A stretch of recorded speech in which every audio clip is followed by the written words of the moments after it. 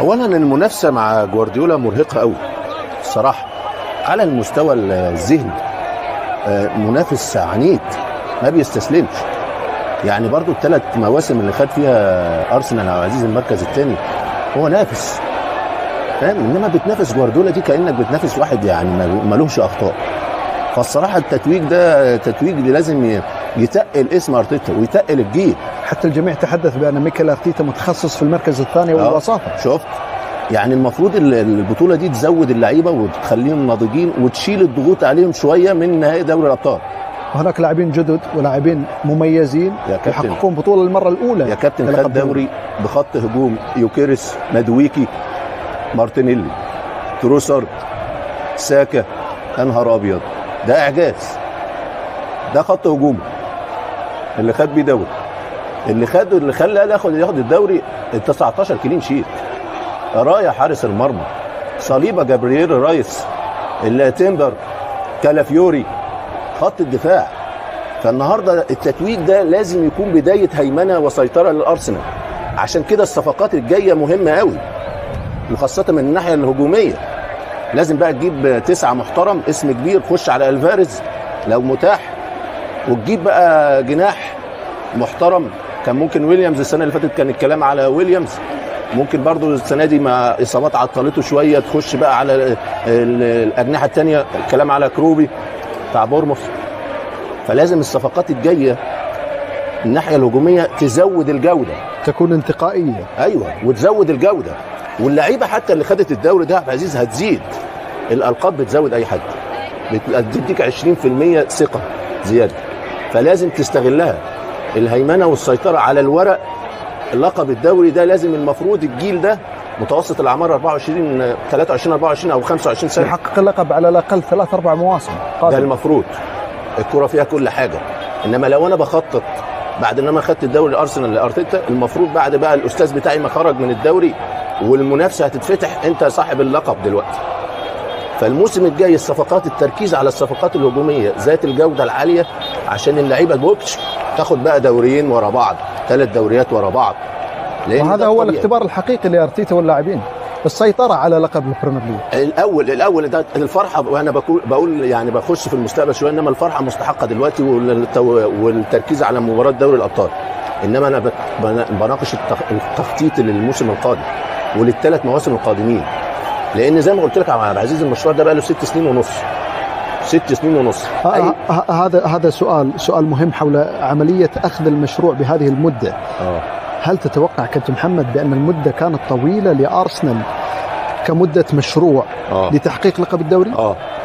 ال6 سنين ونص على الأقل كان لازم يبقى فيهم 2 دوري أو 3 دوري. هو نافس، إنما زي ما قلت لك كان هناك صبر، وقال لك إن كان الفريق بيتطور خطوة خطوة لحد ما خد لقب الدوري هذا الموسم. أي مشروع جديد في عالم كرة القدم يا عبد العزيز عشان تحكم عليه ناجح ولا مش ناجح، أنا بقيسهم بحاجتين: لقب الدوري اللي انت بتلعب فيه خده، ودوري الابطال. المشاريع الجديده اللي احنا عاصرناها، مشروع كلوب خد دوري ودوري ابطال، مشروع جوارديولا خد دوري 6 مرات وخد دوري ابطال. فدي المشاريع اللي ناجحه. مثلا زي فليك، مشروع نص ناجح لانه بياخد دوري اسباني عشان يبقى ناجح كامله. هناك شيء مفقود، دوري ابطال. لويس إنريكي مع باريس خد دوري ودوري الابطال. فالمشاريع الجديده المقياس بتاعها بالنسبه لي دوري اللي انت بتلعب فيه ودوري ابطال. فالان هو نص نجاح لهذا المشروع اللي صبر عليه الملاك كتير وصبر عليه الجمهور كتير. لان انا قلت وقت الحصاد كان على الاقل من موسمين. الموسم اللي فات ارن سلوت لما خد الدوري ده عيب في حق ارتيتا، عيب في حق جوارديولا. فالنهارده هو عاد هذا الخطأ وخد لقب الدوري النهارده، وشفنا دوري مش زي المواسم السابقه للدوري الانجليزي من حيث الكوره الحلوه والجوده وبتاع، انما التنافس كان موجود على الاقل لحد الجوله قبل الاخيره. فالنهارده على الورق دي بدايه سيطره وهيمنه الارسنال اذا اراد السيطره والهيمنه. ولازم الصفقات الهجوميه تبقى صفقات ذات اسم كبير وجوده اعلى، لان النهارده لما تاخد دوري بيوكيريس ومادويكي ومارتينيلي وتروسارد ده اعجاز، ولازم اعمل لك تحيه تعظيم سلام. انما اللي جاب لك الدوري راية حارس المرمى وال19 كلين شيت والصلابه الدفاعيه. اذا اردت السيطره والهيمنه هات لنا خط هجوم محترم وجوده عاليه وشخصيه اعلى. ارسنال بطلا للدوري الانجليزي الممتاز ودوري مستحق ولقب مستحق الارسنال. الصراحه موسم كبير وكان هو الاكثر استقرارا والاكثر ثباتا في المستويات. هناك بعض الامور يعني شهر ابريل حصل دروب للفريق، انما بعد 6 سنين ونصف لارتيتا للصبر بطوله، للصبر دوري، وبعد غياب النادي عن لقب الدوري 22 سنه هذا الدوري مستحق وتتويج لمشروع ارتيتا مع ارسنال اللي الناس صبرت عليه كتير. يعني هذا المشروع كان المفروض حتى الان معاه 2-3 دوري. يعني النهارده اول لقب ليه قبل نهائي دوري الابطال، دفعه قويه لهذا الجيل وربما ان بدايه سيطره وهيمنه لارسنال، وخاصه بعد رحيل جوارديولا. المنافسه على لقب الدوري هتبقى مفتوحه من الموسم المقبل، لان الهيمنه والسيطره راحت.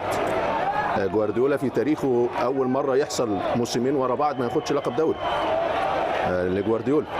فالنهارده الموسم يعني فرحه مستحقه وفوز مستحق وبطوله مستحقه لارسنال. زي ما قلت النهارده اقوى خط دفاع في الدوري، ثاني اقوى خط هجوم في الدوري. في معظم الشهور السنه او شهور الموسم كان هناك ثبات في الاداء، سكواد كبير، كان في روتيشن في بعض الامور، كان في هبوط في المستوى، كان في اصابات ما عطلتش الفريق. انما حارس مرمى وصلابه دفاعيه ولعيب زي رايس في وسط الملعب قدر الفريق انه يكمل وياخد لقب الدوري. فمبروك للارسنال وجماهير ارسنال والمواليد لندن هذا اللقب بعد غياب 22 موسم. بعد صبر طويل. فمبروك للارسنال وجماهير ارسنال والمواليد لندن هذا اللقب بعد غياب 22 موسم. فرحة كبيرة لارسنال، حيث نشاهد مشوار ارسنال مشاهدينا الاعزاء على مستوى السنوات القليله والمواسم القليله الماضيه الذي حاول فيها سيد ميكيل ارتيتا بعد صبر طويل، خصوصا كابتن ياسر من اداره ارسنال التي وثقت في هذا المدرب وجددت فيه الثقه في اكثر من مناسبه، ووثقت بعقليه المدرب بانه قادر على اخذ ارسنال لمنصات تتويج. اولا مبروك البطوله المستحقه صراحه للارسنال وجماهير الارسنال، وهذا ما بحث عنه الارسنال وكان قريب منه جدا، يعني قاب قوسين او ادنى في المواسم الثلاثه الماضيه على الاقل. تحقق في هذه اللحظه، وهذه صراحه تحسب للاداره الارسناليه الصبر واعطاء الثقه التامه والكامله لارتيتا الذي اثبت انه يستحقها في النهايه بتحقيق هذا اللقب قبل آخر جولة في معترك كان صعب للغاية، خصوصا في المراحل الأخيرة من الدوري. كاد اللقب أن يعني يفقد أو يخسر الأرسنال في آخر 5 جولات، ولكن العزيمة والإصرار والثبات والتعلم من الأخطاء والتجارب السابقة أعطت الأرسنال وأرتيتا الدرس الصحيح والتعلم صراحة من تجاوز هذه العثرات. بالنسبة لي مباراة اليوم من بدايتها كان واضح أن السيتي لم يكن يعني في المباراة أو لم يكن في أفضل حالاته في المباراة، بغض النظر يعني